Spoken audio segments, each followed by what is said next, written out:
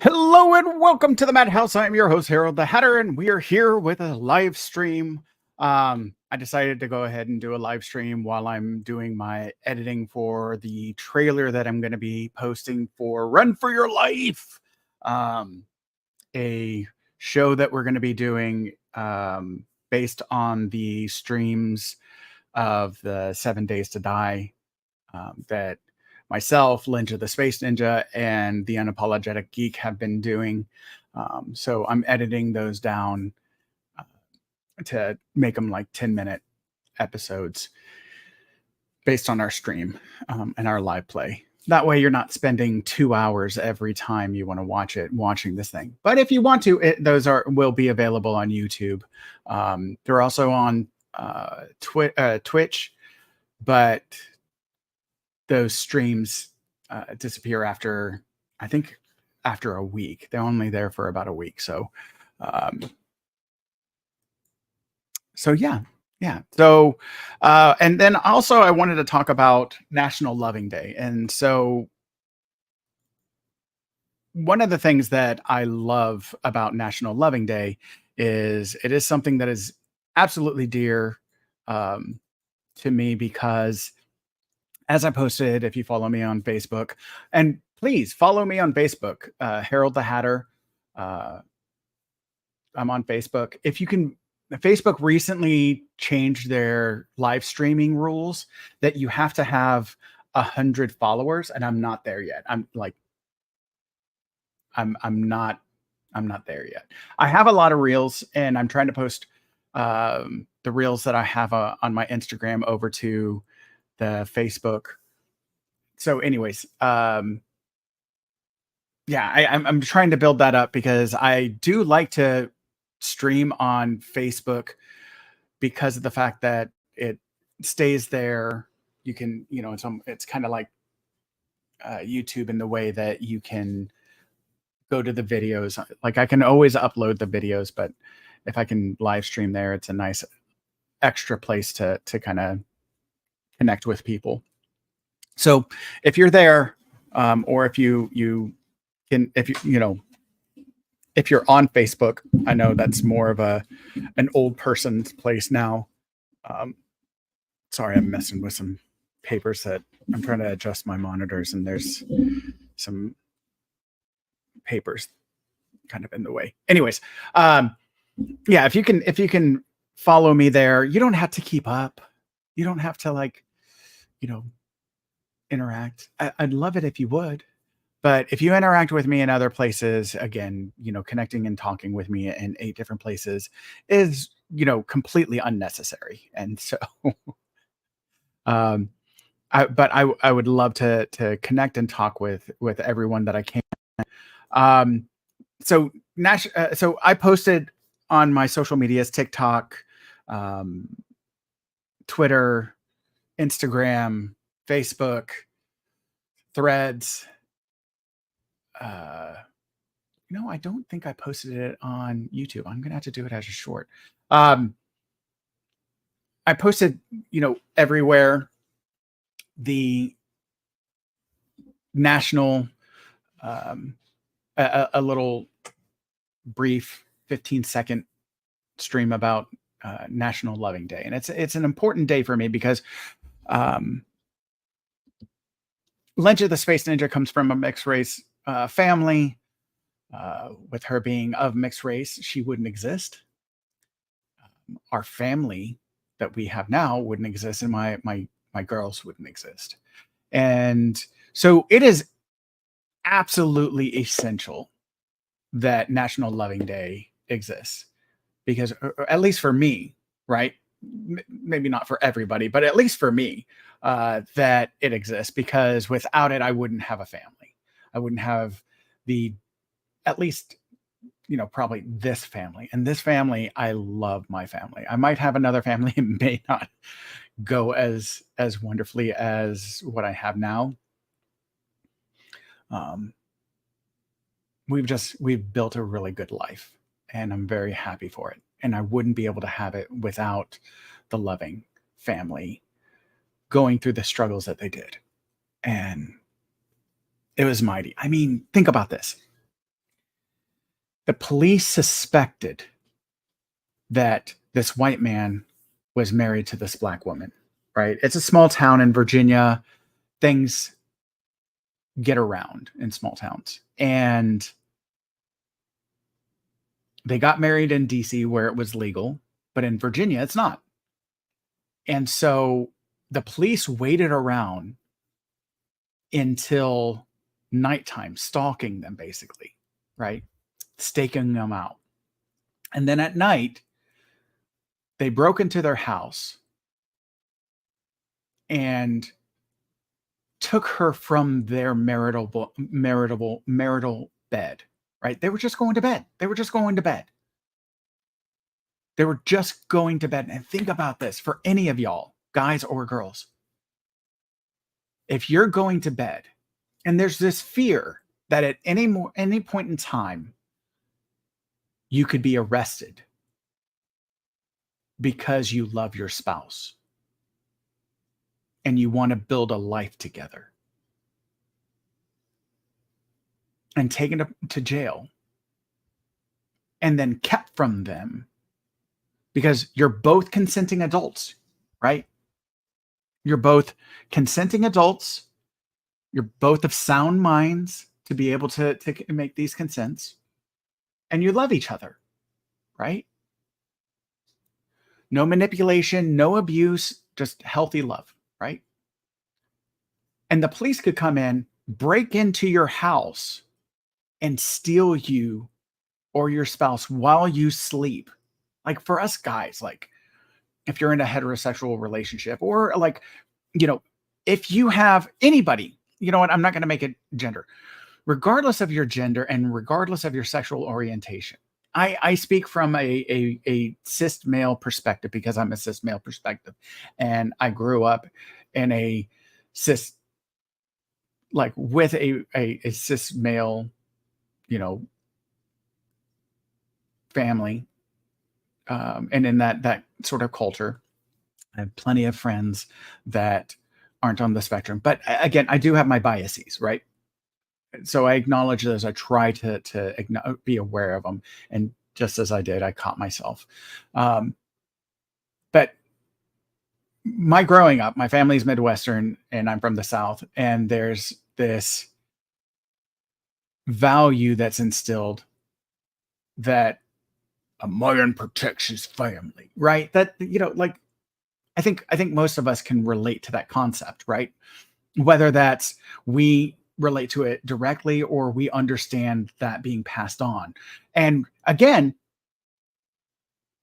I know plenty of women that could protect my family better than me. So if I was in a relationship with them, I'd be happy for them to protect our family, right? I would have no problem with that. But I am a better protector of our family than Linda the Space Ninja. So that those duties do fall on to me. As far as like physical protection, she's smarter than me, so there's other protections that she keeps us safe with. But this concept of protecting your family and to be powerless for the one that you love to be stolen in the middle of the night, right? This roving gang. If it were to happen today, whether they're the police or not, it would be illegal. They could do it, but it would be illegal. And you would be powerless to do anything about it at that moment in time. Because of the badge, you would have to allow them to do these things. And we have seen police going into a house inappropriately and wrongfully. And when a person decides to protect their house, it can have some bad responses, right? Some very dangerous responses. And we give the police a lot of carte blanche, whether it's appropriate or not. And I like a lot of lawyers would probably, and defense lawyers would probably say, look, Let them do what they're going to do, and then we'll get them on the back end, right? As a way of protecting yourself from legal recourse and all this, shady stuff because of the broken system that we have. And it just, that sense of powerlessness. And of course, nowadays you get on top of it, you get resisting arrest on, thrown on top of it because if nothing else, we're just going to make that stick. Well, what were they? Was the arrest illegal? Was the arrest legal? That's that's neither here nor there, right? That has not. You're resisting arrest, and that's too many times. That's getting, that's supposed to be a secondary uh, charge for a legal arrest. We should.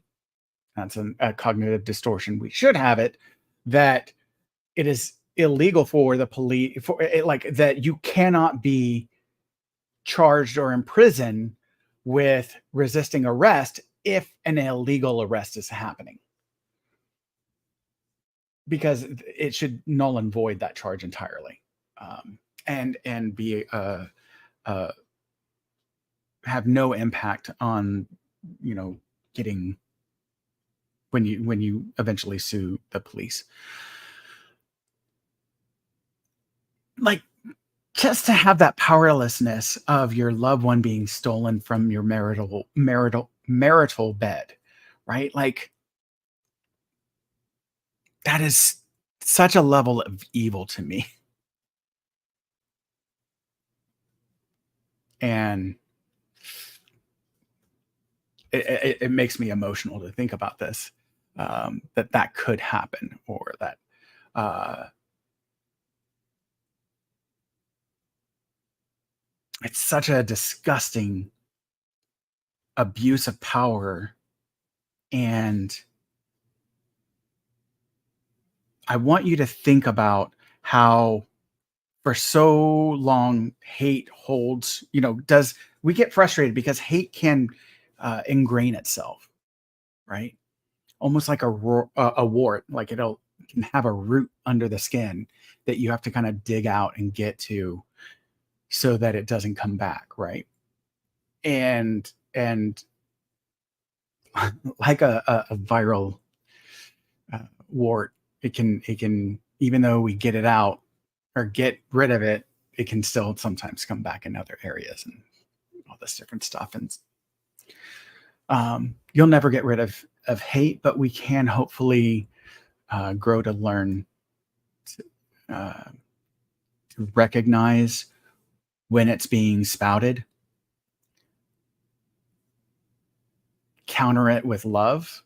And because love, I don't care what anyone says, love is so much more powerful than hate. Uh, Absolutely wins every time. It's just hate is easier. Hate is easier. Love is harder. That's without a doubt. Love is a much harder um, tool and emotion to access, especially with so many of the other things that are going on and today, and throughout our society, just like these different ways that we get oppressed, that we can fixate so much on the negativity just because of the hardships, the struggles, the different issues that we go through, that weighs on us and hardens our hearts to love, right? And when I think about someone coming into my house and stealing away those I love, it gets me emotional, very emotional, very complex emotions. And I hope it does for you too. Um, but that's what happened to them.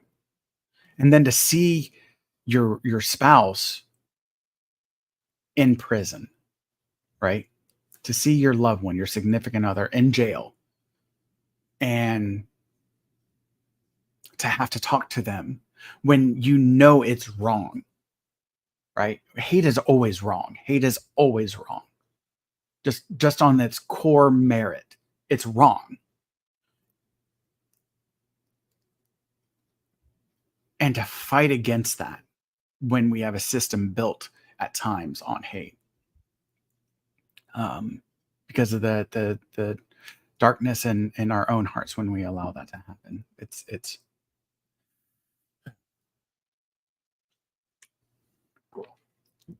sorry, sorry. I just tough one. But I love and I honor National Loving Day because of the fact of how it plays directly into my own personal life. Um, and so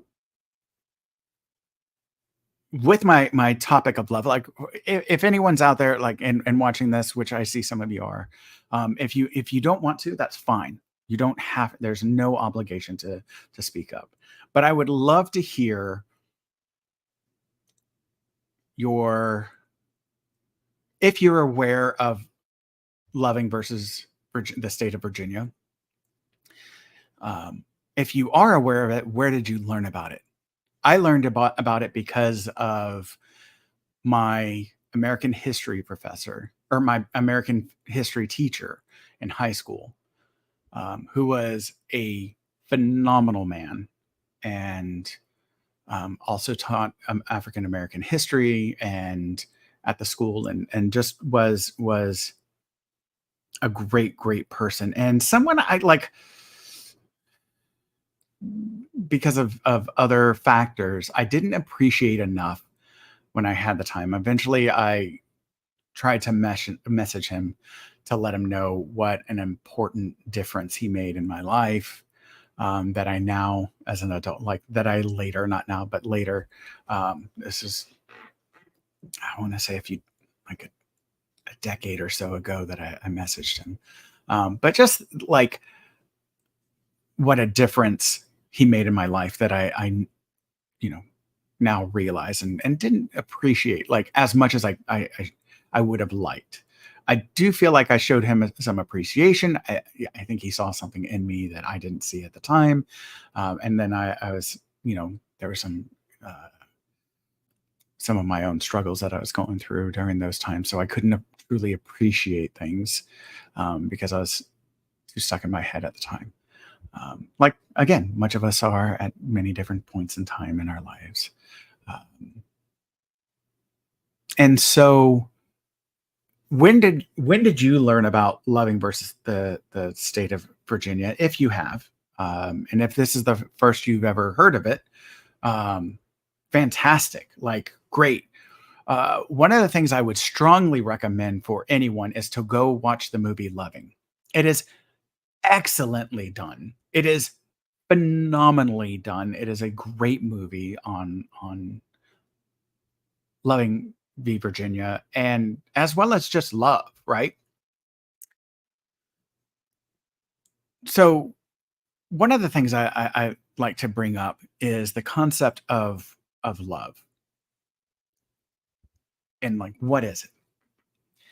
And I do appreciate that ancient Greece had six different words for love and the different types of love that they recognize. Because in the English language, we use it fairly broadly, right? I love pizza. Really? Do you truly love pizza?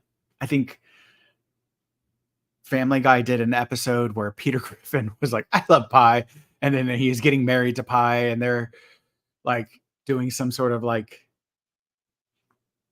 interview or premarital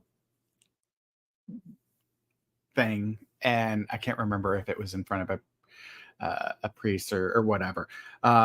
But then they turn back to him at one. They turn away from him, and then they turn back at one point, and it's just him. And then the other seat is an empty pie tin because he had eaten pie the pie that he was going to marry. Which again, like just sort of like shows like how ridiculously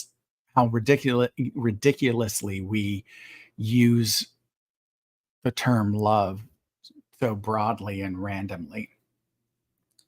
Because what does love mean? I love my friend so much, right? Okay, I love them, but I'm not. in love, right? We all remember that kind of phrasing, um, and use of the terminology. And also, like, oh, I love this band when I was a teenager, and then you become an adult and you're like, I like them. I don't love them. So, what does love mean to you? True, like earnest love, right? What does that mean to you? Um, Sometimes we mistake infatuation for love. I always like to kind of describe infatuation as like a bonfire, whereas love is more like the low burning coals of the hearth. If you think of the early colonial days when you had this massive fireplace, the hearth, right? And that's where you would do your cooking, you would do your laundry, you would do, you would, you know, have the coals in order to warm up the house, things like that, right? Um, that a bonfire you can't cook on, you can't do any kind of work on, and you can't even really stand close to a bonfire, right? It's big and, pretty and sometimes fun, right? To have like a bonfire on the beach or something, um, or even like Burning Man, it can represent, different things, but it's not functional. Whereas the low burning coals of the hearth is functional. Even a campfire, right? You have to let it burn down to the coals where you can actually use it, right? Sometimes if you've been around even a campfire that's too big, it gets a little bit too hot, and you have to kind of like, I got to take a step back and cool off. I'm getting too hot, right? You got to back away from it. It's too much, right? And so infatuation is oftentimes like that, too much at time. It's good for a brief amount of time to be infatuated, but eventually it needs to either fizzle out or transition to something else, like to burn down into the coals. And that's when you've actually reached love, right? Where it's the low burning functional coals of the hearth, right? Um, I kind of describe it. It's like that when you're sitting on the couch, just doing nothing next with your partner there, and even like they fart, you laugh, and then you keep on going. Whereas when you're infatuated, they fart, you're like, "Oh, that's so gross," right? You might even joke with your partner that, "Oh, you're so gross," but it's one of those endearing aspects that you love about them, about the silliness, about the openness, right? To be able, like, if you're infatuated with someone, you're gonna try your best not to even fart, right? But when you're with someone for 10, 20, 30, 40 years. I mean, like even like when you're married with someone for like there's oh no. Farts will be had. And there's no care about that, right? It's there's no concern about that. It is what it is, right? And it's part of being a person, it's part of who they are, it's a part of just having, you know, love for someone. And you can even like, oh, dear God, what did you eat? Right. Um, they can be funny, they can be jestful, all kinds of stuff. And so it's it's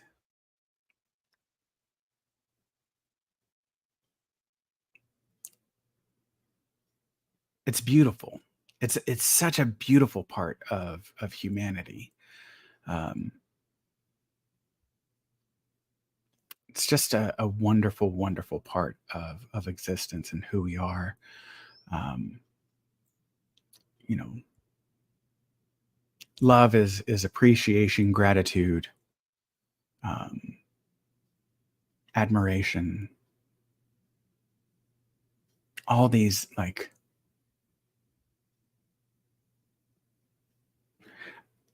you know I think sometimes it's easier to say what love isn't, which is like dependence.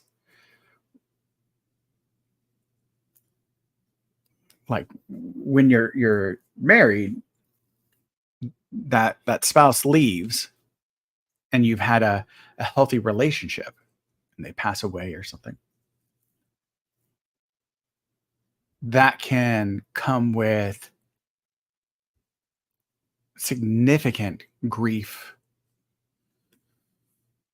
and complicated bereavement, right? Where it's not just bereavement of the loss of your loved one, but like it's now impairing and causing a dysfunction, right?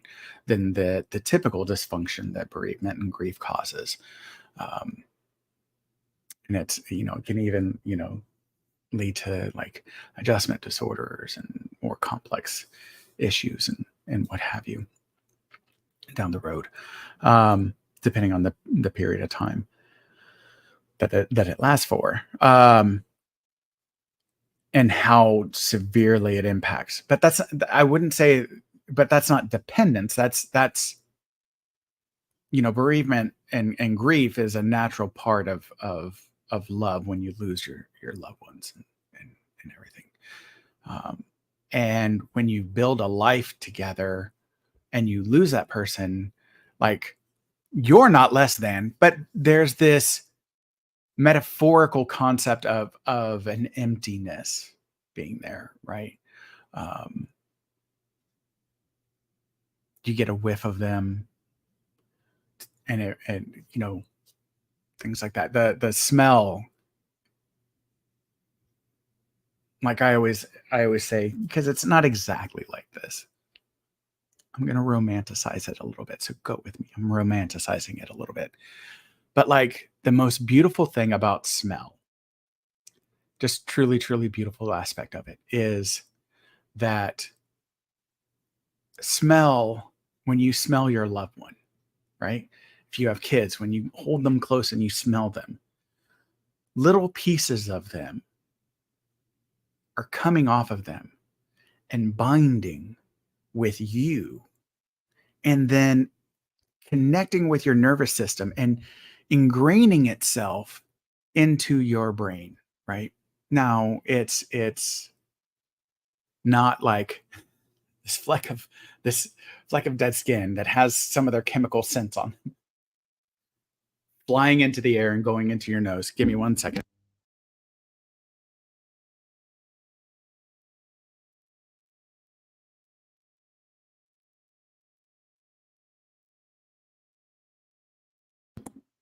Okay, I think I'm good.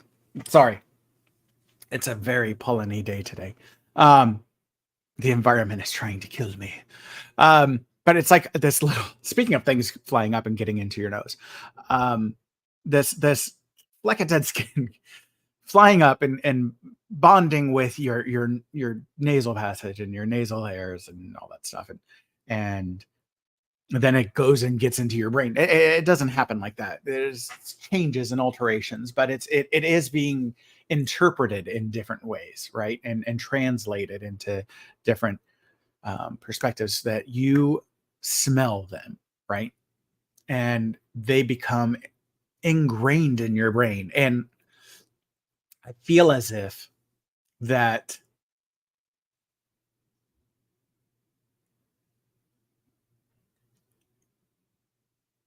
it just is such a potent aspect due to how closely connected the nose is to the brain, and especially like to the limbic system and all that stuff. And so the strong emotional connection, whether positive or negative, can be so much more potent. Now, that's just a hypothetical. I need to look at the research on that because I know that they've looked at like smell and the reasons, or that the fact that it has such a potent connection with our memories and what have you. But I'm not up to date on the pathophysiology behind it. Right? So I don't want to say anything that's too inaccurate. And to be clear, that that's just sort of my philosophical um, hypothesis of sorts, I guess you will. or metaphor, simile, whatever. I'm not an English major, so anyone who's an English major, you can correct me on, or that's an English like is in the English field, can correct me on the whether it's a metaphor, simile, or something else. Um, but it's just such a powerful and this idea of absorbing someone into you. That's always the hardest thing to get over. That's always, when I talk with people, it's always the hardest thing for them to get over, is that loss, that smell when it comes back up, whether it's the pillow or they open the closet and there's some clothes in there and their smell comes and hits them, or there's something that triggers the memory of their smell. Right? It may not even actually be a chemical floating in the air, but they come across something that has um, a like they see something that triggers a memory, and then that memory activates the smell, right, in their mind. And so that's such a potent part. But to me, like, that doesn't create, that's not dependency. You're not dependent on that. That's just truly love, right? Um, whereas dependency, I can't live without them.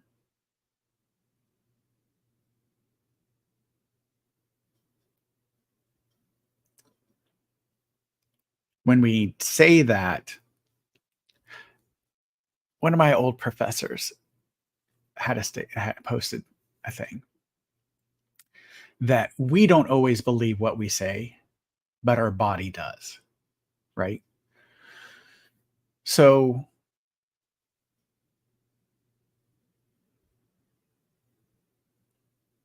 it can feel, and the more that we say stuff like that, our body can believe it. But it's not true that you can't live without someone. I've known plenty of people that have lost their children, and that's the toughest one. Um,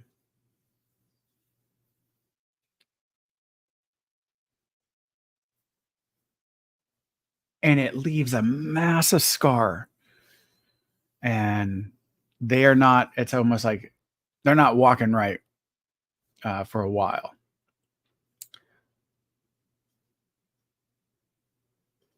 Like that one, that's a hurt that just is there for a long while. Um, but they find a way to continue, right?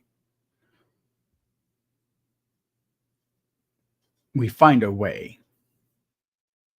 We don't do it as well sometimes, or a lot of times. We don't do it as well as prior to our child or our loved one passing. But we find a way. We're a resilient species. Um, we're resilient beings.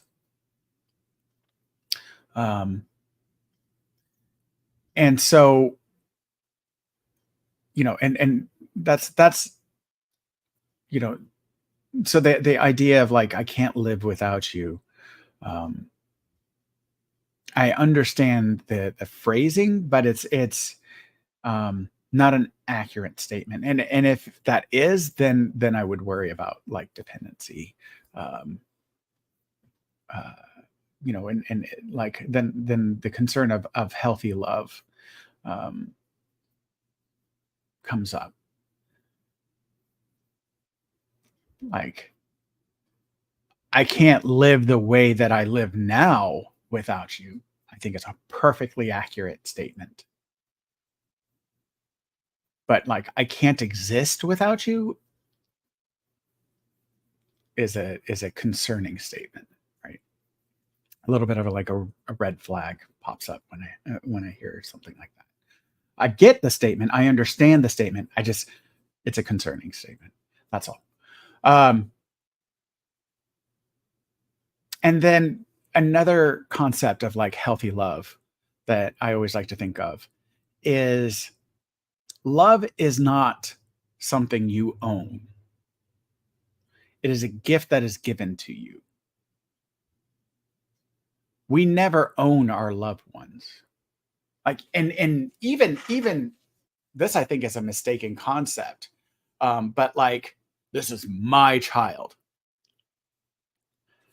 Now, you are legally responsible for that child for the first 18 years unless they emancipate themselves emancipate themselves earlier than that, or the you are such a poor caretaker of that child that that child is taken from you for their own safety and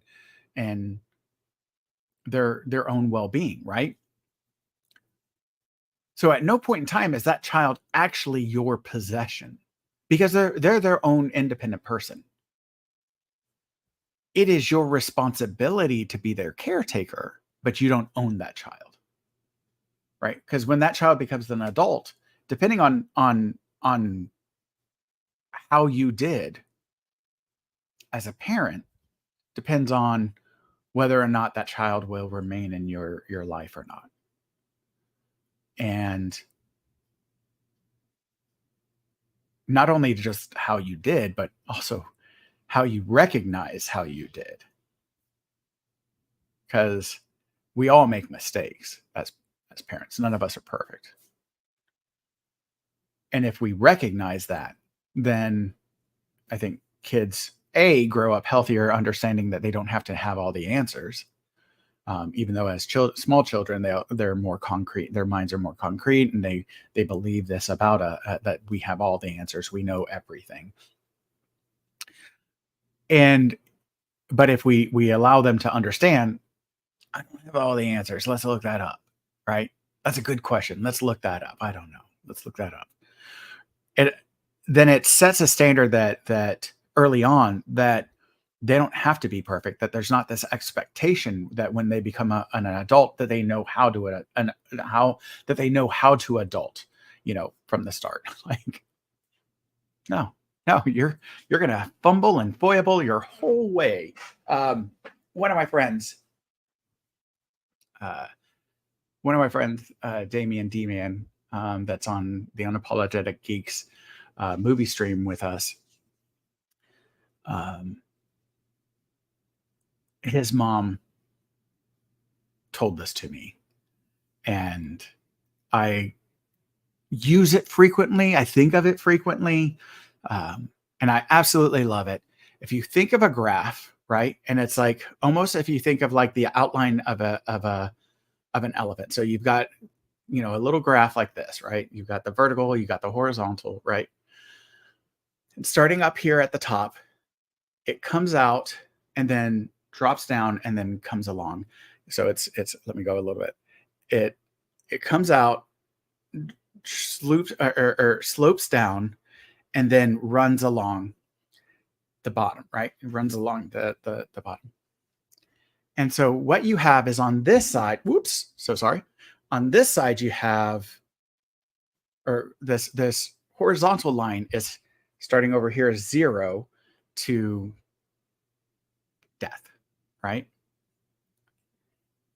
And then the vertical line is 0 to the very max.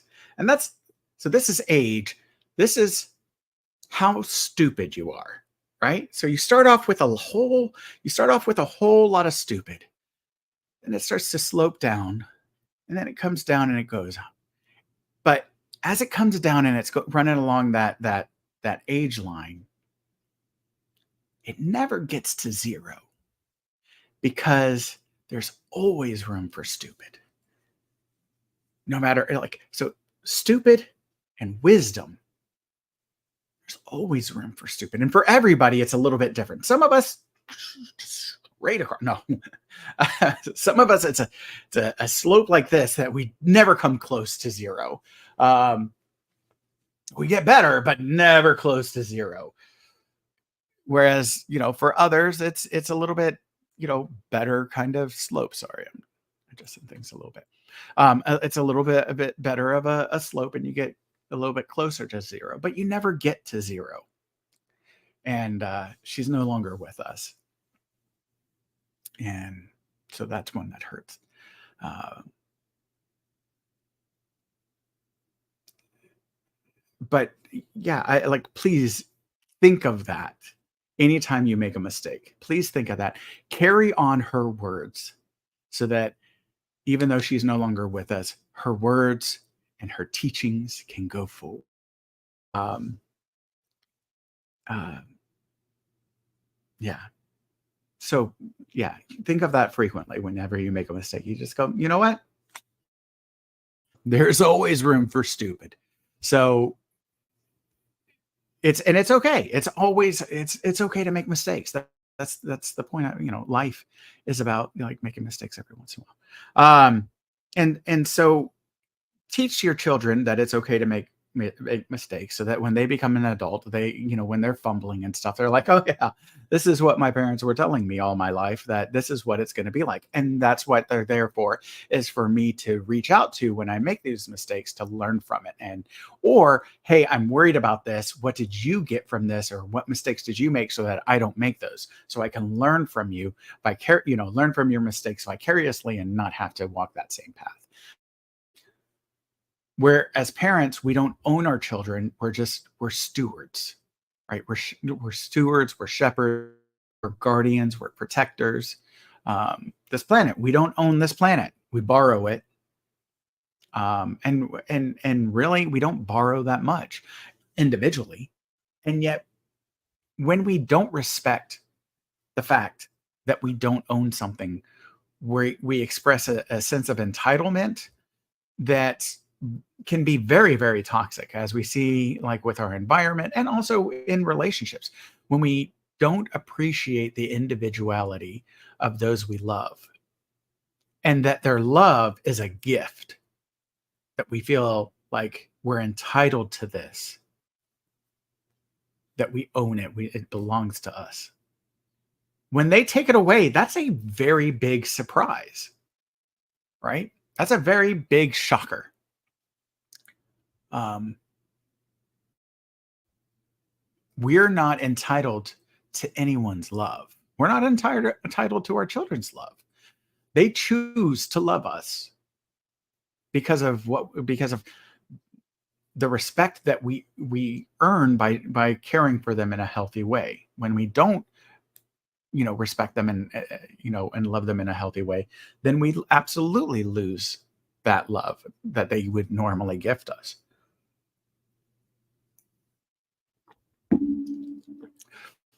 Same goes with our spouses.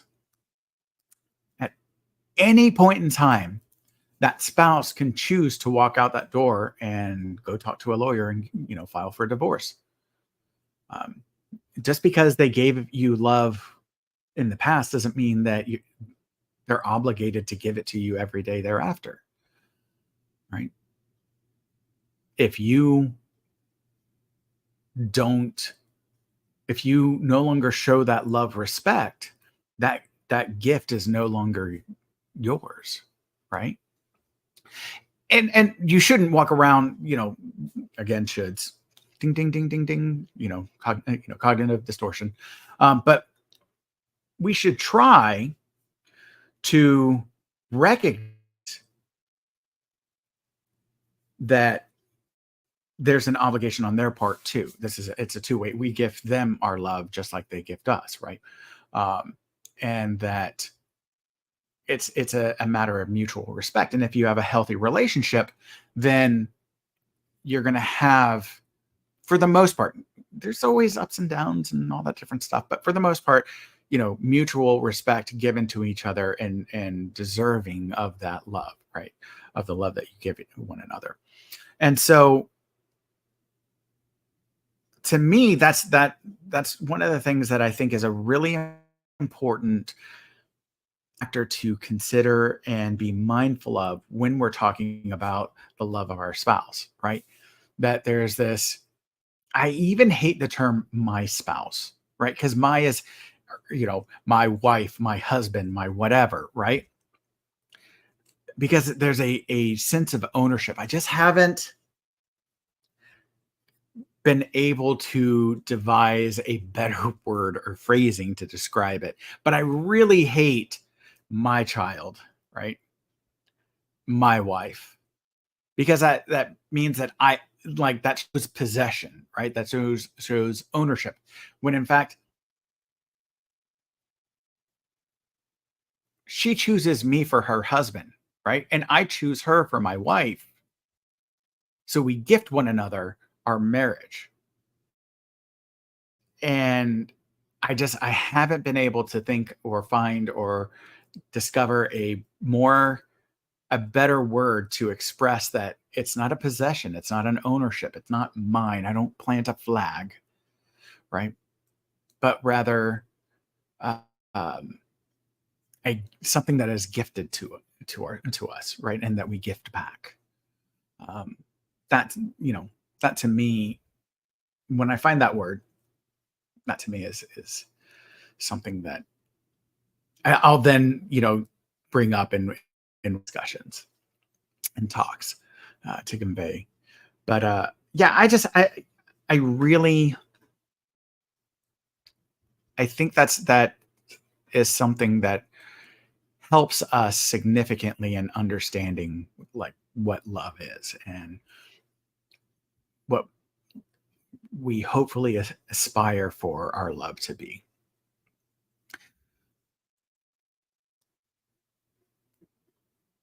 With you know for those that watch this and see this, uh, I do hope that if you're at some point in time able to, you just comment on what you feel that love is, because again, I'm not the purveyor. That's just my thought. I don't lay claim that of any kind of like my perception of love is the only way to perceive it, right?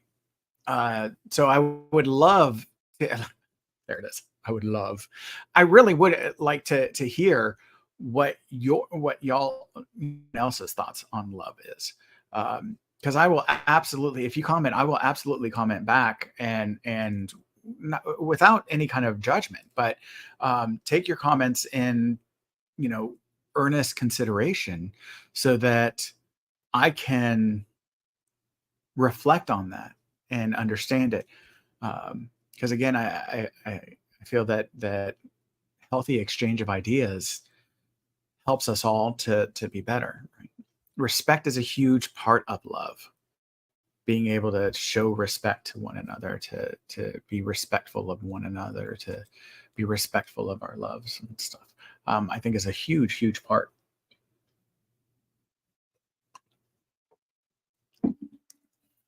Sorry, it's still early for me over here, so the coffee's hasn't exceeded my time frame of when I need to stop with the coffee. Um, and so those are a lot of my thoughts on the concept of love. Um,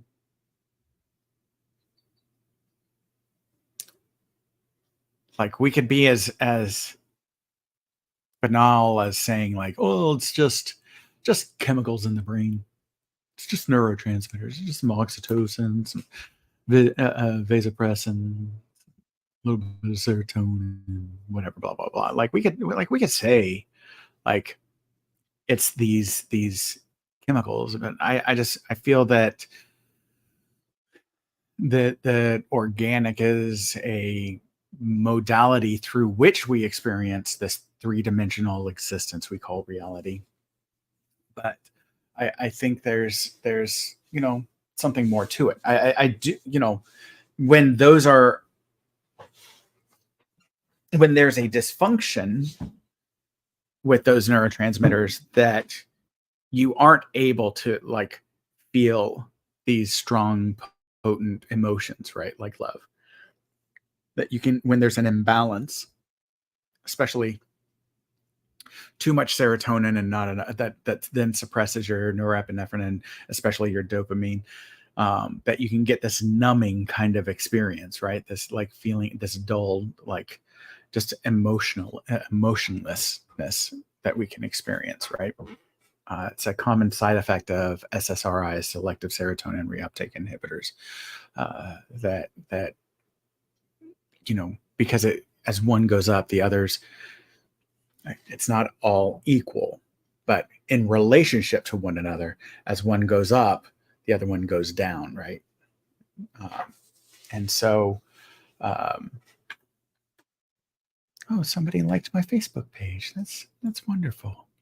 Um, and so, like, yeah, as one goes up, the other one goes down. Different aspects that go to the balance, and again, you can have this almost this chain reaction of sorts between the different neurotransmitters that again, as one goes up, the other one goes down, and what have you. And so, which then impairs one's ability to fully experience an emotion, right? That as we're trying to get someone out of a depressive numbness, we can accidentally, you know, go too far and or lead to an imbalance and lead to some further numbness, right? It's kind of ironic. And so therefore we need to utilize approaches that target other neurotransmitters and help with that balance, so that you get a full range of affective expression. And so it is, a complex. The human experience is so complex and beautiful. It's fascinating to learn about. It's fascinating to reflect on, and to try and understand. It's something that I truly, truly just love and appreciate. Oh, and you know what I forgot? Let's. Here we are, an hour into it, and I forgot the music. Let's add some music here. So let's add some music here in the background to kind of help.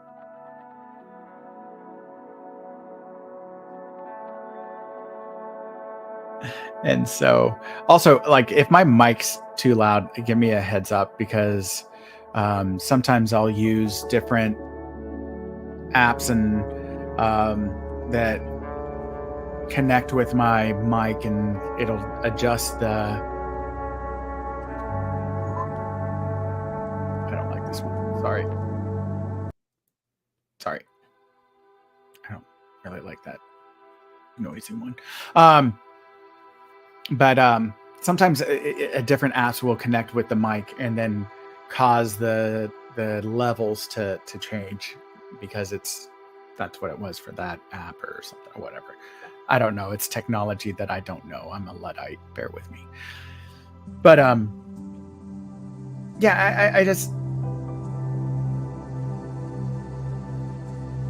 We're really complex, so I understand that there's different levels to it, but to singularly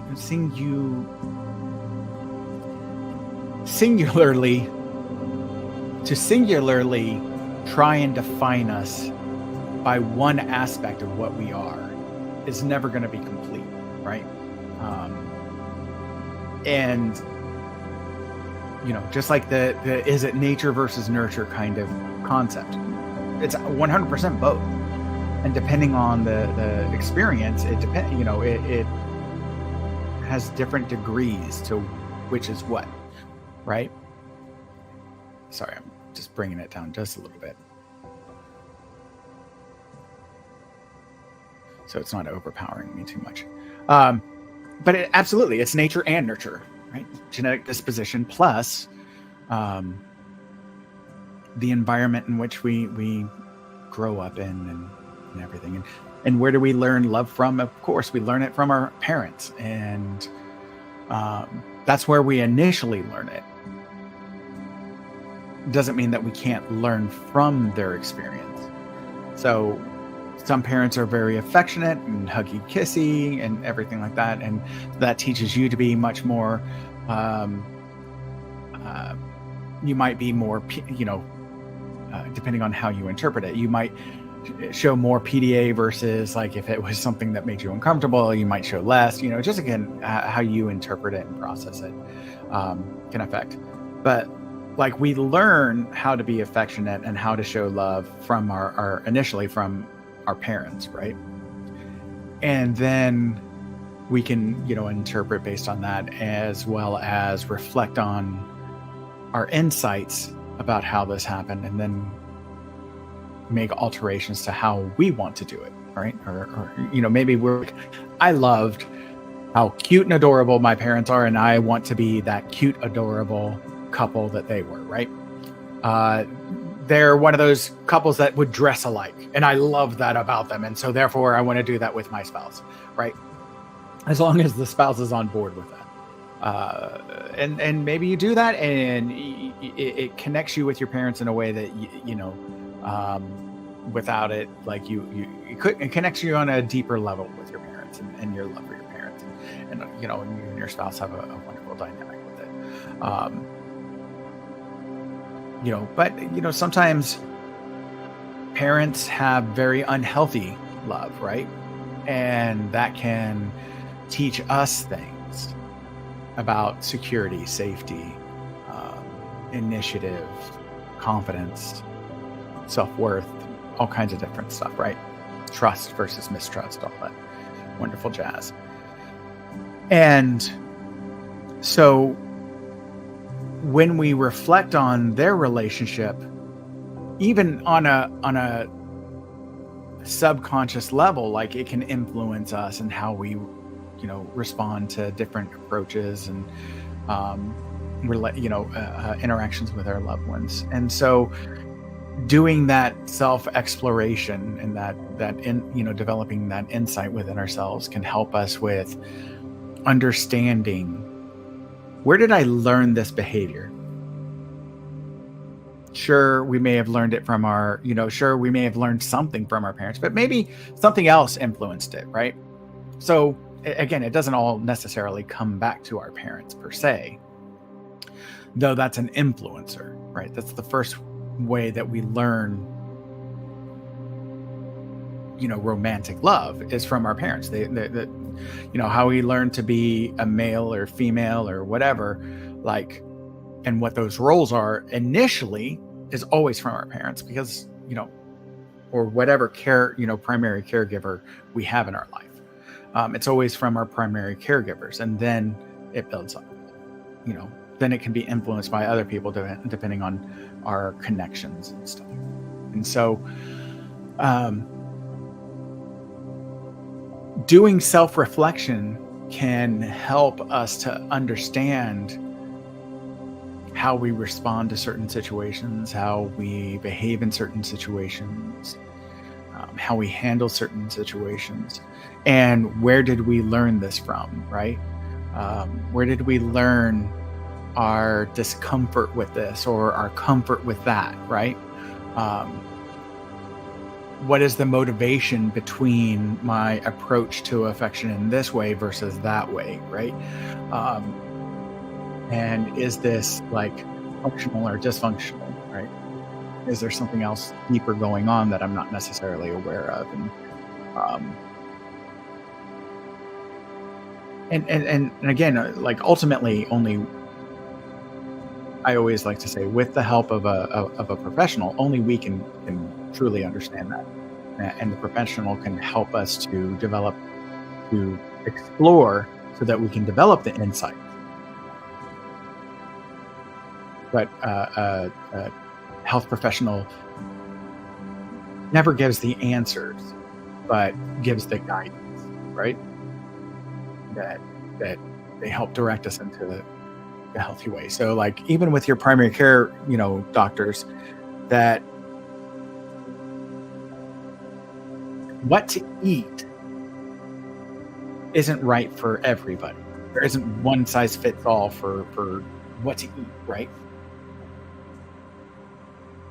We have different tastes. We have different things that we like, right? And also, some of us have dietary restrictions. So if someone needs more protein in their diet, but they're vegan, saying, you know what, you need to eat steak, chicken, or pork every single day, at least one, right? At least one of those every single day. To a vegan is not going to fly, because they'll take it and go like, oh, is that your recommendation? Throw that away, right? And so like, again, your health provider is going to say we need to get more proteins. What are what are the things that you can do if you're lactose intolerant? Dairy, just standard dairy. Let me phrase it that way. Standard dairy isn't going to be the best route, right? You can get Lactaid and different, there's different dairy products out there that help with lactose intolerance and you have that. But that may not be your, just sitting there going like, you know what, drink some, a couple glasses of milk a day, that'll totally cover you. No, like, no, you're going to make things worse, right? And so you're going to cause lots of inflammation. That's going to have all kinds of different, effects. And, not only just with the GI system, but like that excessive inflammation, living with inflammation isn't great in general. And so it's inflammation, persistent inflammation is a dysfunction in the body. And so let's find ways let's not contribute to that, right? So, again, tailoring it based on what the client wants, and then working with them. If you're diabetic and saying like, you know what, I'm just going to eat beer and candy for all of my meals. Like, you're going to tell that client, no. You're going to tell that patient, don't do that, right? That is not a good way to go. Ultimately, the patient is going to make the final determination, but they're also going to face the consequences of these things. And so you can give them the tools and the knowledge of what to do and be a guide, but it has to be within what's within their boundaries, right? They set the boundaries and then you work with them.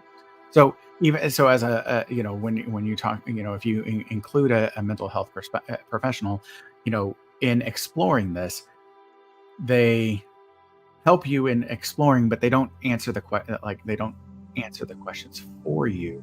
That's for you to answer, because you know you best. And so I understanding where we learn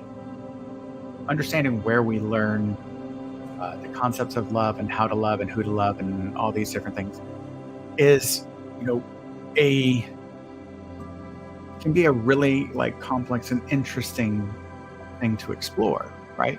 And what are the ways that we can, improve this? What are the things that we can do to improve it? I love the book, The 5 Love Languages. I love that book. If you get that book, there's a little test at the end that tells you like what is your love language, or your primary love language, and then your other love language approaches. And if your partner is always picking, cleaning up around the house and mowing the lawn and working on the cars, but never really says I love you, like verbally, or never really cuddles, doesn't mean that they're not saying I love you. You just have to recognize their language, right? Like one of you is speaking English and the other one's speaking Spanish. You just have to learn Spanish and they have to learn English. Ta-da. And if you understand that, then whenever they're telling you I love you, you're like, I see you did this, or I see this. I love you too, right? And then you can say it back in your own way. Like if you are a cuddler or whatever, like maybe they recognize that you're a cuddler and they're like, I haven't cuddled with you in a long time. And so you free? You're free? I'm free. Let's go upstairs and let's just cuddle for a little bit.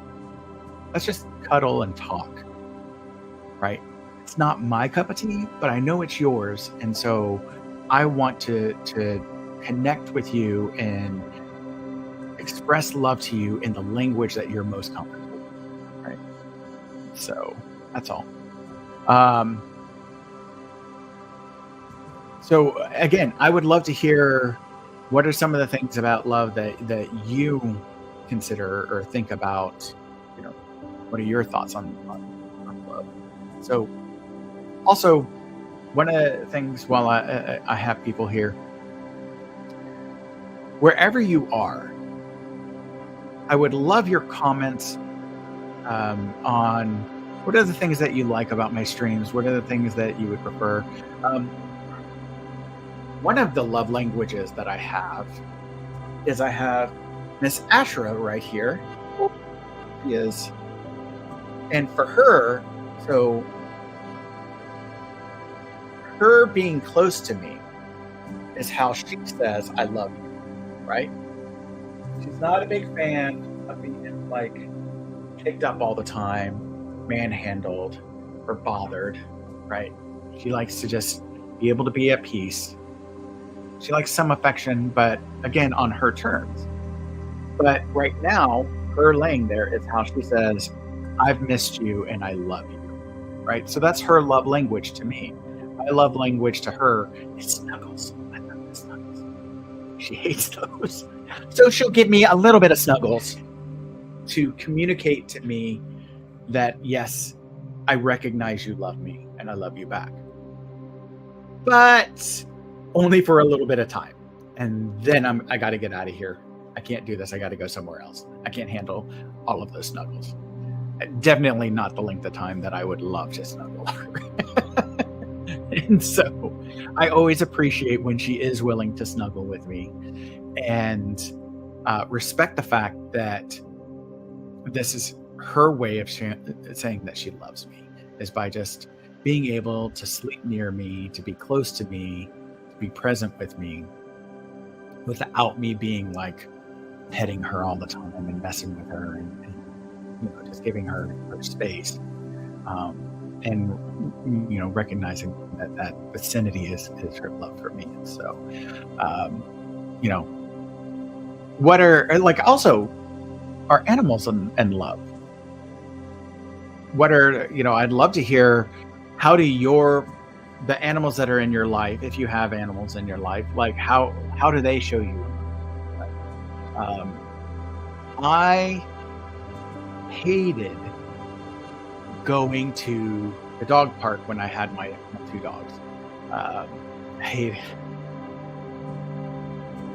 hated it because it was in Florida. A lot of times it was hot, sweaty, humid, nasty. And it was so dirty, like because they would just collect dirt and everything. They'd run in, like they just love to run and roll around in the dirt. Like that was like their favoriteest thing. And then you'd have to give them a bath afterwards. But they loved the dog park. And I loved seeing them so happy. And just being goofballs and running around like lunatics and just being completely like carefree, right? Not having a worry, just feeling free and being able to run full speed and go off the, just off the chain, meet other dogs, socialize, jump in some water, swim a whole bunch, chase a ball, explore some woods. Like they had trails and stuff like that. Like they loved it. They loved it. It was phenomenal for them. And so that I loved, like the amount of joy that they just were able in that moment, right? For those many hours that we would go out and we would spend at least an hour, if not, but oftentimes like 2 or 3 out there. and just let them go off the chain and be crazy. And when they were finally like, I'm done, I'd let them, hang out and rest there, watching the other dogs and stuff like that. And then they would come up and let me know that they were ready. They were ready to go home and they were done. And it was just wonderful, wonderful. Like the way their mood would brighten up, how happy they would get, just all of it was just wonderful to see. It lifted me it instilled in me so much joy. It was fantastic. And so that, so I would do that as a way of giving love. And then they seemed to enjoy quite a bit and loved to just, they were about 5'2" when they would stand up. No, 5'1". They were 5'1" when they'd stand up on their back legs. So they were some tall dogs. And most of it was just torso length, right? And then these midway length legs. So one of my dogs would come up and just lay right next to me afterwards, after I gave them baths and cleaned them up and everything. When we got home, I would be tuckered out, so I'd lay on the bed and watch something to kind of relax. And they would jump up and just lay like right along me and just lay there and cuddle with me. Would pass out, and I would just lay there with my arms on them, and they would show me love back for the love that I showed them. And so they've been, let's see, one of them passed away in 2016, and then the other one passed away in 2017, I think. Yeah, 2017. And so like a year, or like a little bit over a year later, they were 4 days, they were half brothers. So they were born but littermates. And so they were about 4 days apart. And so, yeah, that's another one that just, it hurts, but in a good way, right? Because I loved them, they loved me, and it was a good relationship. And it's, if it didn't hurt, I didn't care, right? And so because I cared, that means it hurts, and because it hurts, it means that I cared and I love them. And so, but yeah, so it's been about 7 and 8 years since they passed. So it hurts not as much as it did before.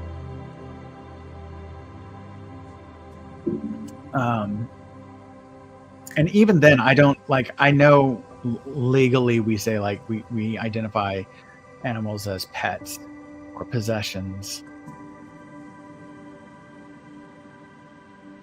And I still don't even agree that with this concept that, animals are obligated to love us or anything like that. So,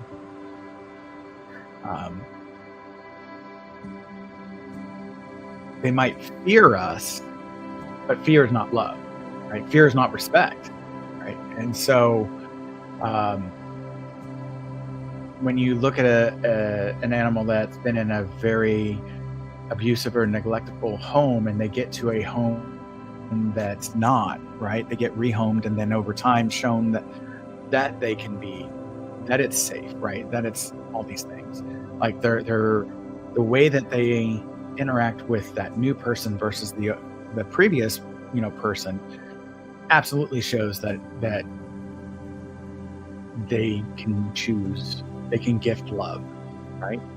And so they have a similar capacity to gift or not gift love. They just don't have the control over location, right?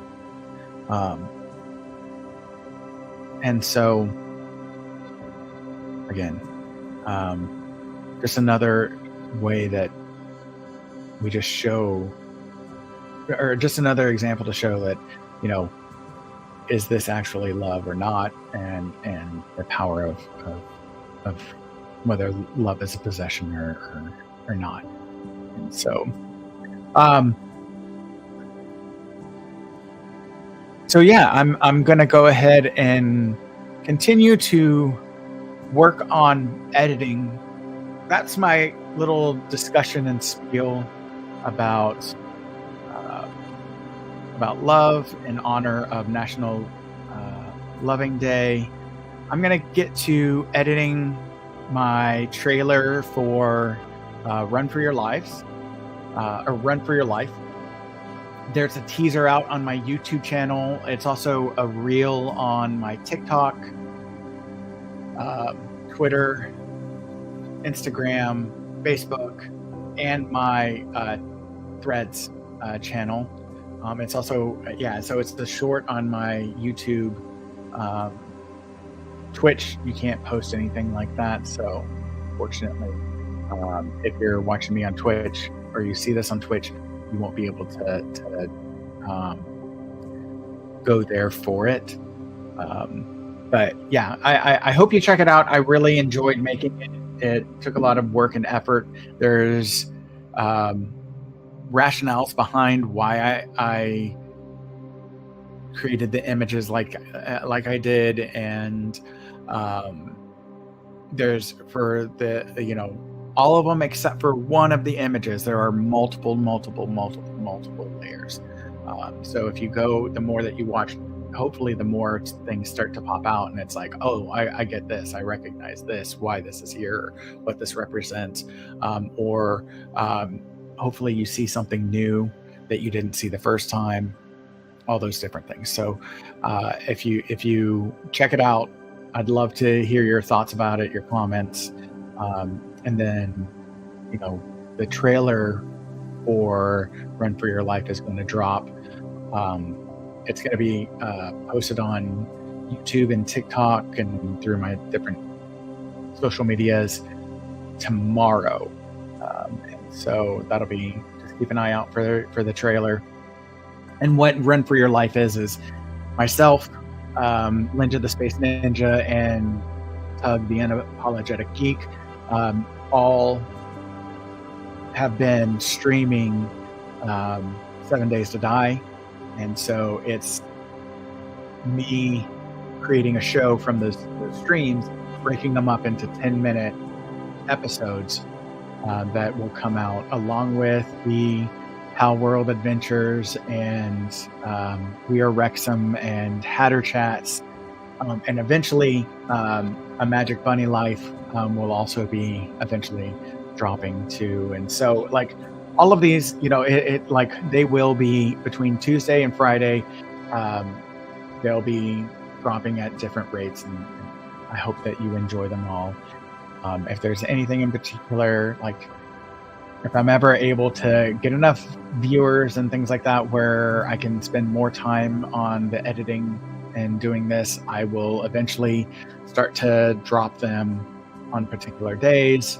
Because I think with all of those, that's 5 right now, but Hatter Chat's going to be, I guess this falls under the Hatter Chat kind of concept, and I'll eventually do a live stream Hatter Chat where I talk about different topics with people, is my hope.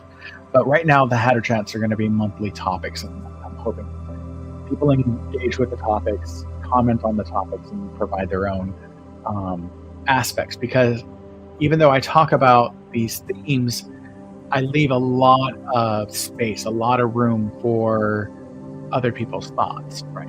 And even I agree with this. I don't know if I fully agree with this aspect, and these are my thoughts on that. That's where I differ. This is my ultimate thought on that, and I'm hoping that even video chat. So if someone has a YouTube channel or a TikTok channel, that they leave those links, and then we can go and watch your video response, comment on and then comment back through a video response.